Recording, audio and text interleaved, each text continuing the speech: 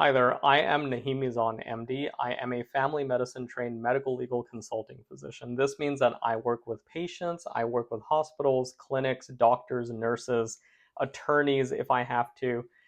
And what I basically do is provide medical legal advice, which is a super niche field. If you're interested and would love to work with us, then our email is in our profile. And other than that, this series will basically be going through medical malpractice cases throughout US history that have led to significant societal and healthcare implications. The first video on the topic I'll link up there is a Libby case trial, and this led to significant changes in residency training that have existed to this day. If you wish to support our channel, please consider liking, subscribing, sharing, writing a comment. As we all know, YouTube cares about engagement, and what we do is extremely niche, so your support is greatly appreciated.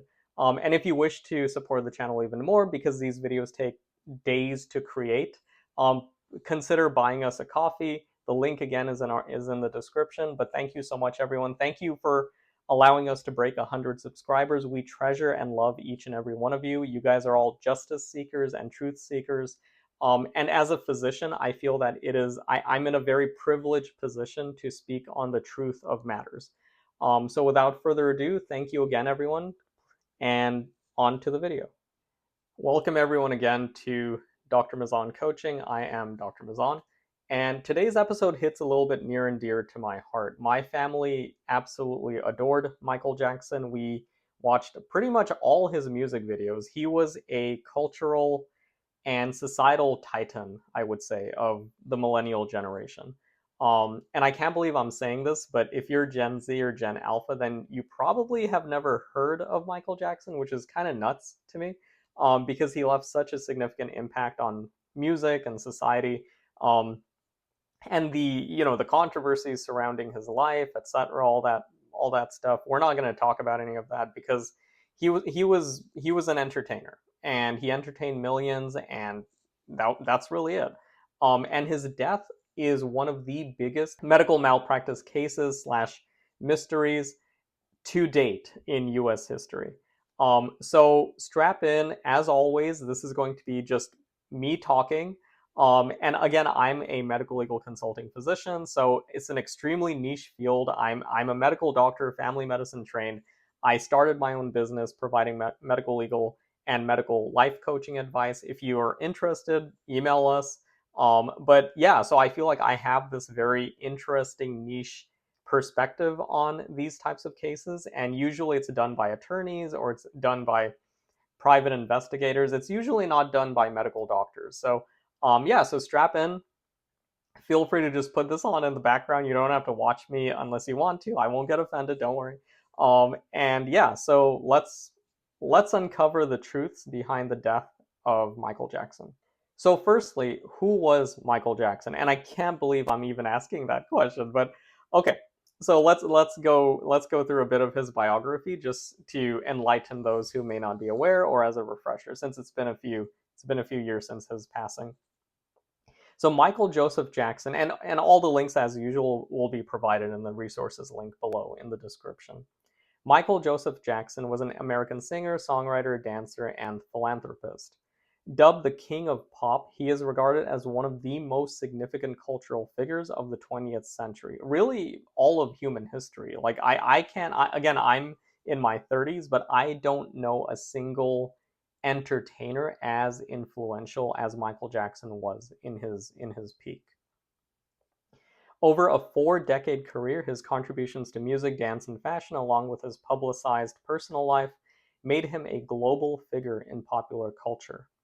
Jackson influenced artists across many music genres. Through stage and video performances, he popularized street dance moves such as the moonwalk, which he named, and the robot. And and again, a lot of his music videos are just cult classics. Like Thriller comes to mind, Billie Jean. These are extremely amazing music videos with excellent choreography, and they're really timeless. Like, if you just YouTube them right now, you're going to be entertained. So Michael Jackson was the 8th child of the Jackson family and made his public debut in 1964 with his older brothers Jackie, Tito, Jermaine, and Marlon as a member of the Jackson 5, later known as the Jacksons. The Jackson 5 signed with Motown in 1968 and achieved worldwide success with Michael as the lead singer. Jackson began his solo career in 1971 while at Motown and recorded multiple successful singles.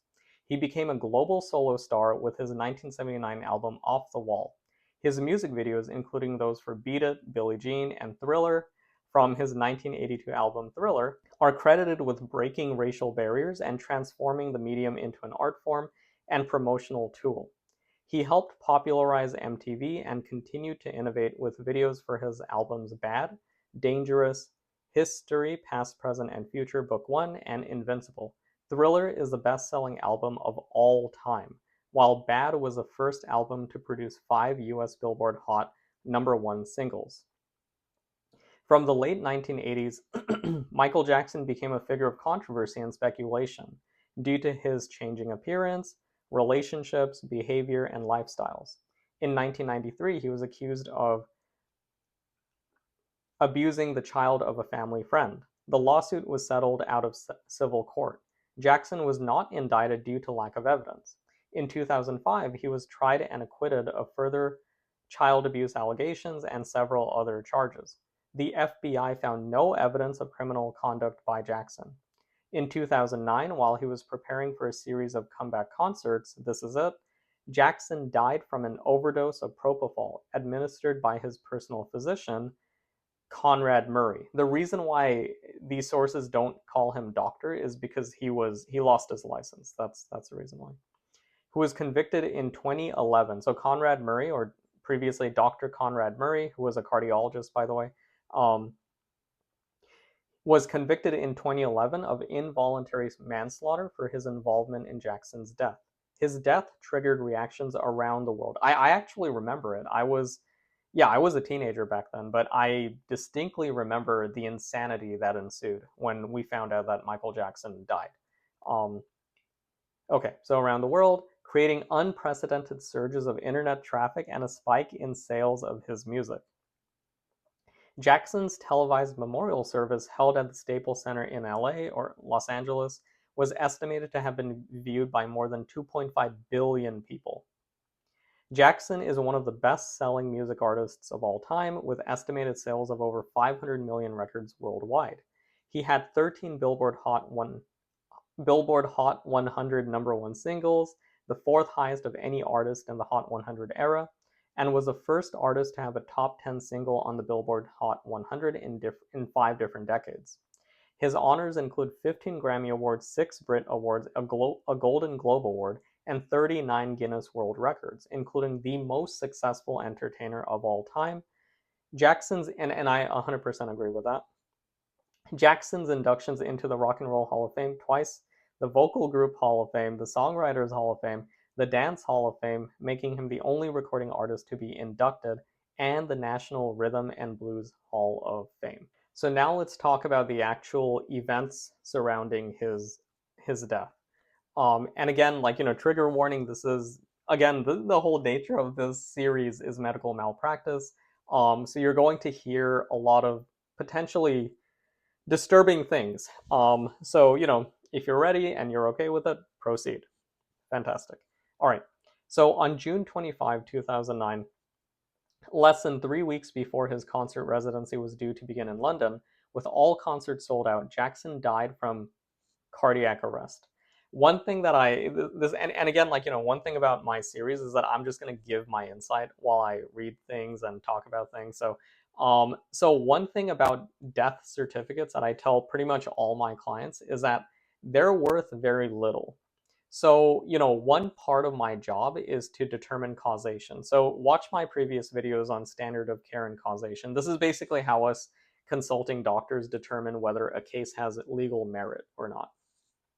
So when you write a death certificate, when a doctor or sometimes even a nurse writes a death certificate, there really isn't anything on it. There's maybe 3 diseases, which are sometimes written based on the timeliness of it. So for example, I use a domino analogy. So it's what is the thing that killed the person? So maybe cardiac arrest, right? But what caused a cardiac arrest Probably COPD exacerbation. Okay, fine, but what causes COPD exacerbation? Oh, it was like, the patient was in respiratory distress because he wasn't using his CPAP machine. Ta-da. Okay.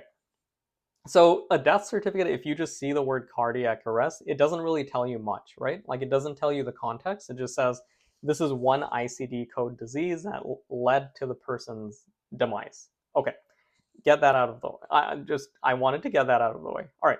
So Jackson died from cardiac arrest, likely caused by a propofol and benzodiazepine overdose.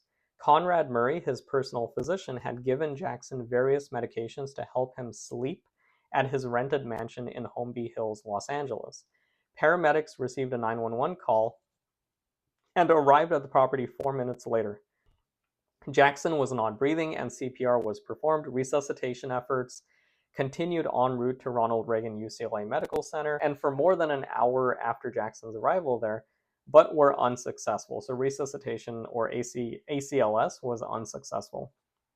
And Jackson was pronounced dead at 2 p.m. Murray had administered propofol, lorazepam, and midazolam, and Jackson's death was caused by a propofol overdose. We mentioned 3 drugs here, right? It's time to put on my doctor stethoscope. So what are these 3 drugs? So there's propofol, there's lorazepam, and there's midazolam, okay? So propofol is a general anesthetic, and it's usually given IV, and it looks like milk. It's like it's a sort of like viscous, opaque, milky chemical. And it's used basically for general anesthesia. So it induces and maintains sedation, or rather unconsciousness. So we use it in surgeries, and you don't use it as a sleep aid. And that's actually what the court concluded upon. So that's number 1, okay? So number 1, propofol is it's not used for sleep. It's not a sleep aid. It's not like melatonin. It's not like all those drugs that begin with that have the letter Z. I can't recall them. I remember that one commercial with the butterfly. So anyway, so what is lorazepam? Lorazepam is a benzodiazepine. Benzodiazepines basically treat massive anxiety, agitation, and also, yes, like to some extent they are used as sleep aids, but they're sort of a last resort. And the reason why is because benzodiazepines have extremely significant impacts on the central nervous system. So they're known as depressants. So there are 2 chemicals. Some are called depressants, and some are called excitants, or they basically increase, or stimulants. Like they basically increase activity, and some drugs decrease activity. And what's really fun, like I did neuroscience at UCLA, is that both of these are not decreasing anything. They're actually increasing activity of a you can think of it as like a negative neurotransmitter. So the stimulants work on the neurotransmitters that lead to action potentials, and the depressants work on neurotransmitters that affect neurotrans the depressants work on neurotransmitters that lead to a decrease in action potentials. Remember that an action potential is basically a binary yes versus a no between 2 neurons. So that's called a synapse when there's a connection. If it's excited, it creates an action potential. We call it a 1 instead of a 0. Boom, you get a signal from one neuron to another. So even to someone who's not versed in medicine, it's quite clear that giving an anesthetic plus not just 1 depressant, but 2 depressants, and both of these are benzos, right? So 2 benzos plus an anesthetic, it's going to depress the central nervous system to a point where it just won't function anymore, right? So, and again, like, and we'll talk more about, well, let's just talk about the medical legal implications here before we continue. So in terms of standard of care, the relationship that Dr. Conrad Murray had with Michael Jackson is extremely unique. Okay? So this is why the case was, of course, in the favor of the family. Dr. Conrad Murray was indicted, he was convicted, all that good stuff. But it wasn't a traditional physician-patient relationship, right? Because he wasn't in a hospital. The patient, or Michael Jackson, wasn't in a hospital. He wasn't he wasn't in a clinic. He wasn't in like an outpatient clinic. He wasn't in a rehab facility. He was at home. This was his, you know, rich people personal doctor that like basically just took care of him at home. So, the relationship between that doctor and that patient doesn't follow the same standard of care that, I have with my PCP, my primary care provider. So when we consult, when doctors are consulted on these extremely niche, unique zebra cases, we sort of have to, we have to reference old findings, or we just have to create new laws. We basically have to create new precedents, or rather, this creates a new precedent, and we now forever have to use those precedents, in determined by the court of law. Um, so that's why I think this was such an excellent selection for the series.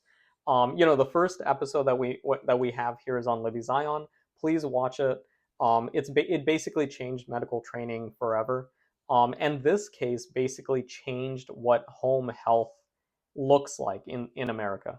But again, like it's still very weird because like this was just a private doctor. It's like there's no real comparison to it, because if you pay a doctor to do whatever you want him or her to do, like I think they sign a form. I'm pretty darn sure that Michael Jackson and or his family signed a form saying like, yeah, like Dr. Murray can do whatever he wants. So, but regardless of that, a physician has to follow the Hippocratic Oath. A physician has to follow medical law. And what is one of the first things is do no harm, right? So even if you're trying to put a person to sleep because they need to sleep, you don't give them propofol, right? Even if the patient is requesting it, which is what happened here, which we're going to discuss. Even if the patient is urging the doctor, hey, give me this benzo, give me this opioid, give me propofol. You as a medical doctor, oh, sorry about that. You as a medical doctor know better, right? Like the patient is giving their life to you, and you need to trust the patient trusts you, and you need to do what's right for the patient. Even if the patient is requesting something that's harmful to them, you have to deny it. If you have medical justification, of course. All right? Okay. So now let's read about the death of Michael Jackson. So on June 25, 2009, Michael Jackson died of acute propofol intoxication in LA, California at the age of 50. His personal physician, Conrad Murray, said that he found Jackson in his bedroom at his North Carolwood Drive home in the Holmby Hills area of the city, not breathing and with a weak pulse. He administered cardiopulmonary resuscitation to no avail, and security called 911. Paramedics treated Jackson at the scene, but he was pronounced dead at the Ronald Reagan UCLA Medical Center. Okay, I read that already. On August 28, 2009, the Los Angeles County Department of Medical Examiner coroner concluded that Jackson's death was a homicide. Jackson had been administered propofol and anti-anxiety benzodiazepines, lorazepam and midazolam by his doctor, Conrad Murray. Murray was therefore convicted of involuntary manslaughter in November 2011 and was released in 2013 after serving 2 years of his 4-year prison sentence with time off for good behavior.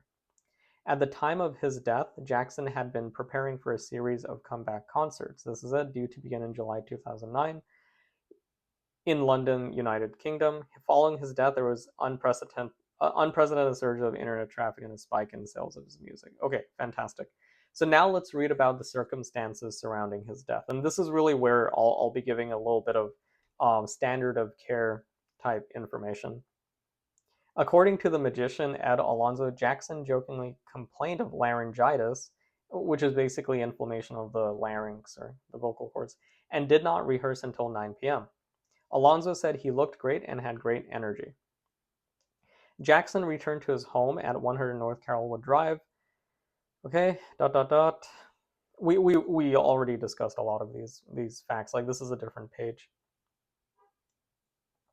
Jackson had long suffered from insomnia and had a history of using drugs in an attempt to help him sleep.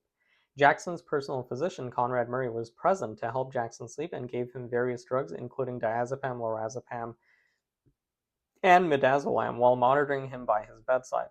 After several hours and several drug injections, Jackson was still unable to fall asleep and, according to Conrad Murray, was repeatedly asking him for milk, a nickname for the powerful surgical general anesthetic propofol, which Jackson had used in the past as a sleep aid.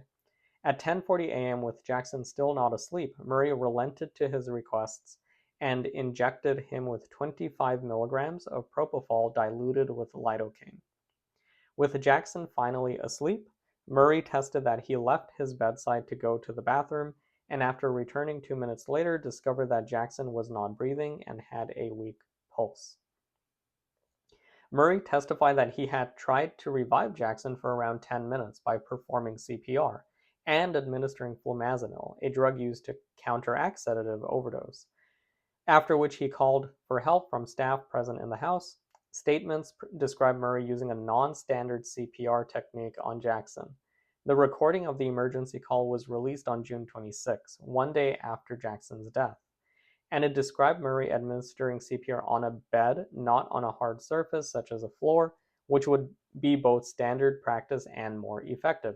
If you want to give robust chest compressions, the back needs to be on something hard, like the floor, or usually in hospitals there's literally a wooden or plastic board that we slide under the patient.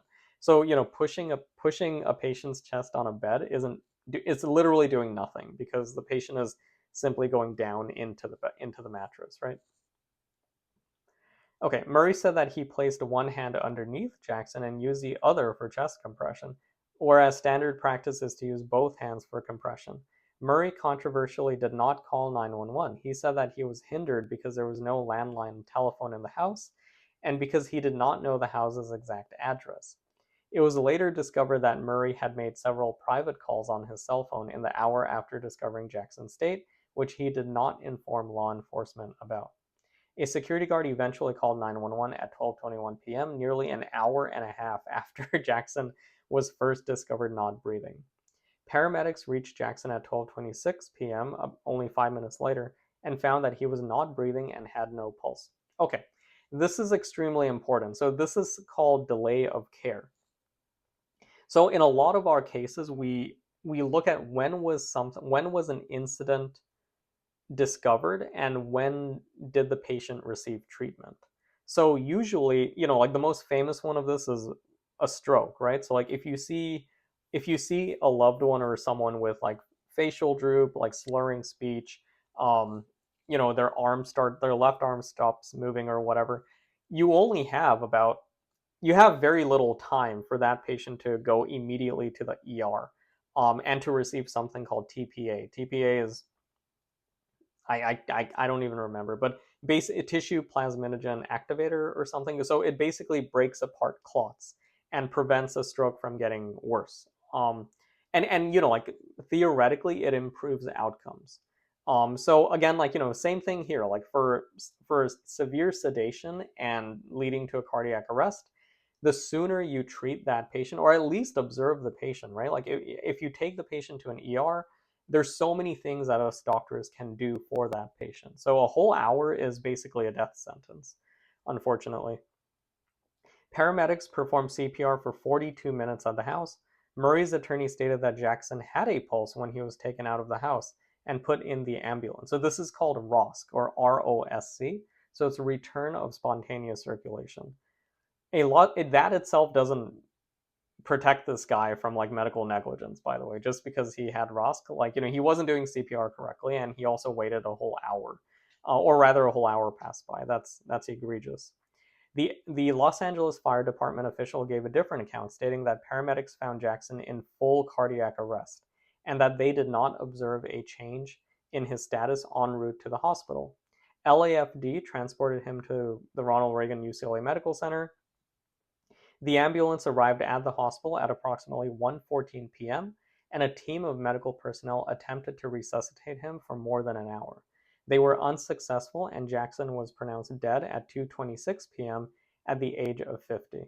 And apparently they also performed an autopsy, so let's read about that. And I can give a little bit of information or context to that.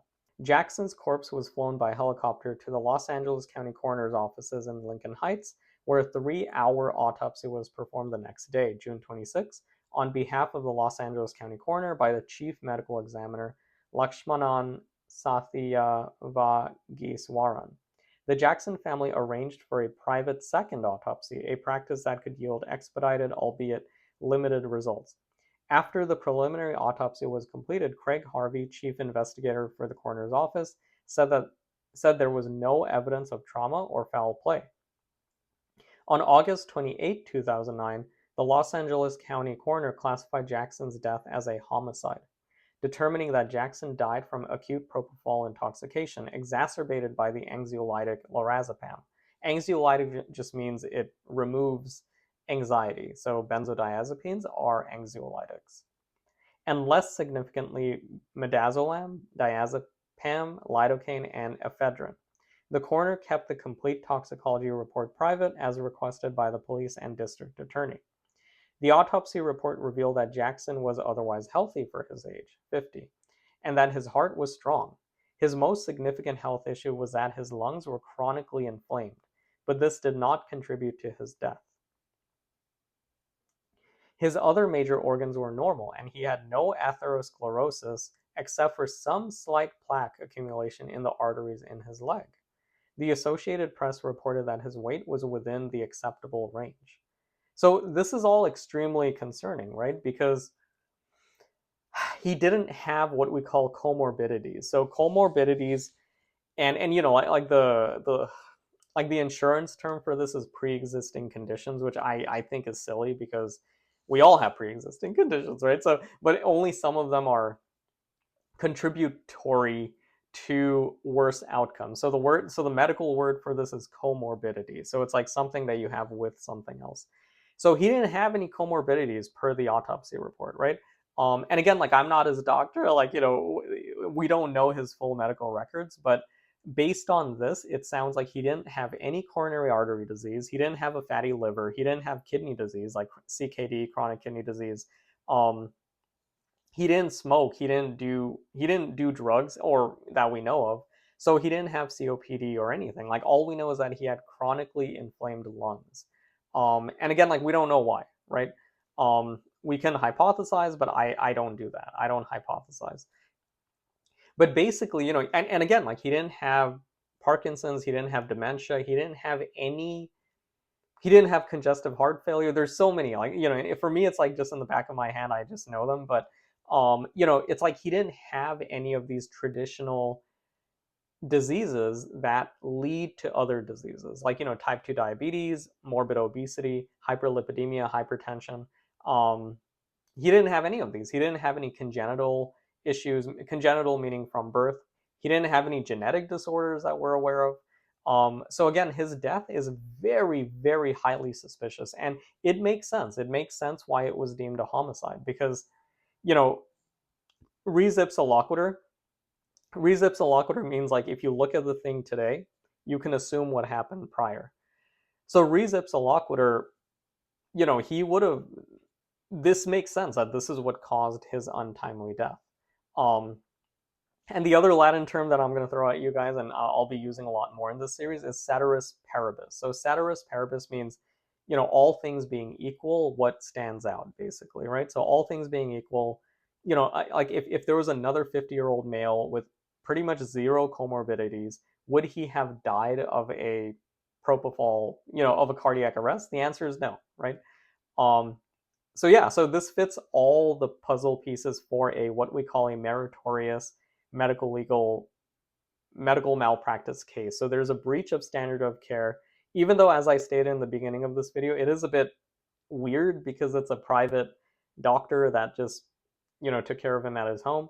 But there is definite causation. So there's a causation element. And also, I would argue that there's significant economic damages. So this is something that I personally don't embark on. I know enough that I can give an opinion on these things in my cases, but I just don't. Because I defer it to attorneys, and you know what they're called life care planners. So a life care planner is an expert who basically says, look, like this is, the top entertainer in the world. At the age of 50, he still had probably what, like 20, 30 more years of accruing income. So that's, there's significant, probably in the billions of economic damages for Michael Jackson and his family, unfortunately. So yeah, there's all these puzzle pieces. So what were the medical legal implications here? So, again, like, it just completely changed how we view home health. And, and for even like private physicians, like it really did it really did make people realize, like, oh my goodness, like just because I'm a private doctor to some wealthy person, it doesn't mean that, I could just do whatever they want me to, right? Like it's not like if the patient wants some not so savory drugs, it doesn't mean that you can just give it to them, right? Like the law will still get you eventually. So that's a very good thing, right? Because like no one is above the law. Doctors are not above the law. Rich people are not above the law, right? So, or rather, they should. None of us should be. That's why the U.S. Judicial system makes sense in most regards. So okay, but yeah, so that was the case of Michael Jackson. Um, this was a brand new, this was a new format. I hope you guys enjoyed it. Any feedback is welcome. Thank you so much for all the comments on the Libby Zion case. We read every single comment and we actually implement them in future videos. So thank you so much, guys. Thank you for the support. Someone actually wrote in the comments that they really wanted a at least 30-minute video of me just like going through a case because they felt that 10 minutes was way too short. And I think so too. I think I think these types of cases really do deserve a lot longer analysis. I don't think 10 minutes as the YouTube standard is sufficient for this, nor do I feel as a physician that it respects the patient. I think at least 30 minutes, I can actually talk about who they were, I can talk about the case, I can talk about the implications. But yeah, like, did you guys enjoy this new 30-minute format? Is there anything that you guys want to see in future videos? Any particular cases that you want me to explore? Leave a comment below. Please subscribe, please like, and share our channel. We're still a budding channel. But from the comments, like I can, our team can tell that this is filling a niche that many people never knew about. So, but yeah, it's my absolute pleasure to deliver this information. And if you guys do want me to talk more about more medicine versus more law versus more society, leave it in the comments and we will make sure that our future videos include those changes. All right, but again, thank you so much, everyone. Again, I'm Dr. Nahim Mizan, and until next time, bye.